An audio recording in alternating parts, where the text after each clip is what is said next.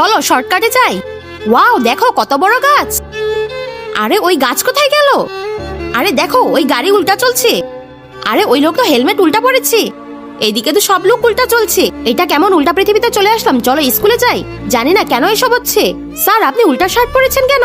আর জুতাও তো উল্টা পরেছেন। তোমরা দুইজনই তো সব উল্টা পরে এসেছো। আরে এইসব কি হচ্ছে?